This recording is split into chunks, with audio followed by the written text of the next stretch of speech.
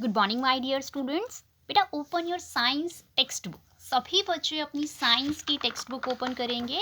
बच्चे we are doing chapter number 7 in science. Science में हम कौन सा चैप्टर कवर कर रहे हैं? Chapter number 7, human diseases. What is the name of this chapter?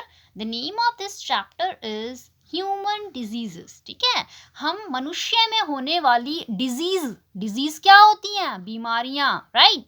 सो हम मनुष्य में होने वाली डिजीजेस के बारे में इस चैप्टर में पढ़ रहे हैं। ठीक है, कौन कौन सी डिजीज होती हैं, उनके एग्जाम्पल्स क्या क्या हैं और उन्हें होने से कैसे प्रिवेंट किया जाता है, राइट।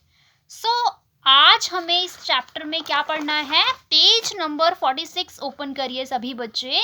पेज नंबर 46 पे आपको टॉपिक दिया है डेफिशिएंसी डिजीजेस। डेफिशिएंसी डिजीज क्या होती हैं ये आज हम पढ़ेंगे। ठीक है, today we will learn about deficiency diseases, right. But before starting from this topic, ये टॉपिक स्टार्ट करने से पहले एक बार हम रिवाइज कर लेते हैं कि हमने लास्ट वीडियो में क्या पढ़ा था। सो सभी बच्चे ध्यान दीजिए। बेटा सभी बच्चे एक चीज़ का ध्यान रखेंगे, हम आगे के जो टॉपिक्स होते हैं वो कवर करते जाते हैं। बेटा आपको पिछला भी रिवाइज करना है जो हम पीछे पढ़ चुके हैं, और उसके बाद हम नेक्स्ट टॉपिक कवर करते हैं। Next topic is related with the previous topics, right? Sometimes next topics are related with the previous topics. So आपको previous topics भी revise करते रहना है ताकि आपको एग्जाम में यूटीज में कोई प्रॉब्लम ना हो। ठीक है, डेली बच्चों को पढ़ना है। डेली आपको जो होमवर्क मिलता है आपको होमवर्क कंप्लीट करना है, एंड जो भी आपके डाउट्स होते हैं वो भी आप मुझसे पूछेंगे। ठीक है, चलिए रिवाइज करते हैं। पहले हम जो हमने लास्ट वीडियो में पढ़ा था। बेटा लास्ट वीडियो में हमने पढ़ा था prevention of infectious diseases.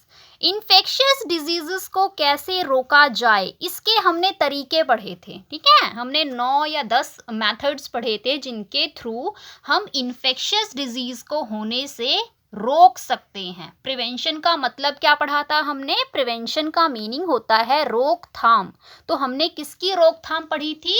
Infectious disease की रोकथाम के बारे में पढ़ा था। सो हमने कुछ पॉइंट्स पढ़े थे, याद हैं आपको वो पॉइंट्स? हमने पढ़ा था कि हमें खुद को और हमारी सराउंडिंग्स को क्लीन रखना चाहिए ताकि जर्म्स कलेक्ट ना होने पाए। ठीक है, जर्म्स की ग्रोथ ना हो, जर्म्स का बर्थ ना हो, right. So always keep yourself and your surroundings clean. फिर हमने नेक्स्ट पॉइंट में क्या पढ़ा था? You should eat and drink clean things. जब भी आप खाना खाते हैं या पानी पीते हैं या ड्रिंक की कोई भी चीज़ पी रहे हैं, आप कॉफ़ी, मिल्क, जूस, वाटर, कोई भी चीज़ पी रहे हैं या कोई भी फूड आप खा रहे हैं, you should make sure that eatable item should be properly clean. वो खाने लायक होना चाहिए खाना। ठीक है, दूषित खाना नहीं होना चाहिए, राइट। थर्ड पॉइंट में हमने पढ़ा था never dump garbage near your house. आप अपने घर के आसपास कूड़ा कलेक्ट नहीं होने देना है। ठीक है, आप सभी बच्चे ये मेक श्योर कर लीजिए कि आपको अपने घर के आसपास, अपने रूम के आसपास भी कूड़े को कलेक्ट नहीं होने देना है, राइट। अगर कूड़ा कलेक्ट हुआ आपके घर के आसपास तो क्या होगा? Just think about that. क्या पढ़ा था हमने कि अगर कूड़ा कलेक्ट होगा आपके घर के आसपास तो वहाँ पे मक्खियाँ आएंगी, राइट, क्योंकि उसमें गंदगी होती है, डर्ट होता है, राइट। तो वो सड़ेगा, गलेगा, उसमें मक्खियाँ पैदा होंगी, मच्छर आएंगे, and these house flies and mosquitoes will cause diseases, many types of diseases, right. So आपके लिए ये हानिकारक होगा। ठीक है, इसीलिए आपको कूड़ा हमेशा डस्टबिन में रखना चाहिए, कूड़े को ढक के रखना चाहिए, और कूड़ा कलेक्ट होने के बाद आपको उस कूड़े को किस में डालना चाहिए? कूड़े वाली गाड़ी आती है ना सभी के घर के आसपास, सो आपको उस कूड़े को कूड़े वाली गाड़ी में फेंक देना चाहिए, राइट। फिफ्थ पॉइंट में हमने पढ़ा था that you should always use insect repellent creams to prevent mosquito bites. Mosquito के काटने से बचने के लिए, ठीक है, मॉस्किटो की बाइट से बचने के लिए, ठीक है, हमें क्या यूज करना चाहिए अपने शरीर पे? हमें कौन सी क्रीम यूज करनी चाहिए? Mosquito repellent creams. वो कौन सी होती हैं? जैसे ओडोमॉस हो गए, ठीक है, इसे क्या करते हैं हम अपनी स्किन पे अप्लाई करते हैं so that mosquito can not bite us, right. फिर हमने पढ़ा था कि हमें हमारा रूम के अलावा और क्या क्या चीज क्लीन करना चाहिए। हम लिविंग रूम में रहते हैं लेकिन हमें किचन से भी काम होता है, हम अपना टॉयलेट भी यूज़ करते हैं, बाथरूम भी यूज़ करते हैं एंड अदर स्पेसेस भी यूज़ करते हैं जैसे टेरेस वगैरह हो गया। सो हमें इन जगहों की सफाई भी करनी चाहिए, राइट, क्योंकि इन्हें भी साफ रखेंगे तभी ये चीज़ मेक श्योर हो जाएगी कि आपको डिजीज़ नहीं होगी। तो हमें टॉयलेट भी टाइम टू टाइम क्लीन करना चाहिए, रेगुलरली एंड प्रॉपरली, साफ तरीके से, अच्छे तरीके से उसको क्लीन करना है।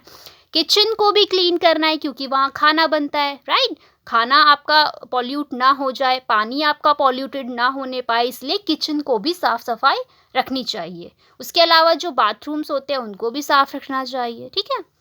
सो ये कुछ पॉइंट्स हमने पढ़े थे। आज हमें पढ़ना है डेफिशिएंसी डिजीज के बारे में। Turn next page, page number 46। So students, today we will learn about deficiency diseases. Deficiency disease के बारे में आज हम पढ़ेंगे। Be ready all the students? Okay. Deficiency का क्या मीनिंग होता है? Deficiency का मीनिंग होता है कमी, lack, right?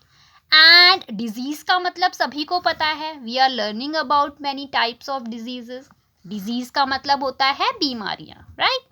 सो वो बीमारियां जो किसी चीज की कमी की वजह से होती है, ठीक है, जो बीमारियां किसी चीज की कमी की वजह से, किसी चीज मतलब व्हाट डज इट मीन? चीज मतलब न्यूट्रिएंट्स। वो बीमारियां जो किसी न्यूट्रिएंट की कमी की वजह से होती हैं, उन बीमारियों को, उन डिजीजेस को क्या बोलते हैं? Deficiency disease, right. जो बीमारियां किसी न्यूट्रिएंट्स हमने पढ़ा था ना चैप्टर नंबर 6 में, सभी बच्चे रिकॉल कीजिए, याद कीजिए, चैप्टर नंबर 6 में हमने न्यूट्रिएंट्स के बारे में पढ़ा था। पोषक तत्व जो हमें पोषण प्रदान करते हैं, and these nutrients are found in our food, ये हमारे फूड में पाए जाते हैं। याद आ गया सभी बच्चों को? सो वो बीमारियां जो न्यूट्रिएंट्स की कमी की वजह से होती हैं, उन बीमारियों को क्या बोलते हैं? Deficiency disease. डेफिशिएंसी का मतलब होता है कमी, ठीक है। चलिए, डेफिशिएंसी डिजीज की सभी बच्चे डेफिनेशन को ध्यान से समझेंगे। A disease that is caused due to lack of certain nutrients in our body is called deficiency disease. I am repeating again, सभी बच्चे ध्यान दीजिएगा। वो डिजीज जो किसी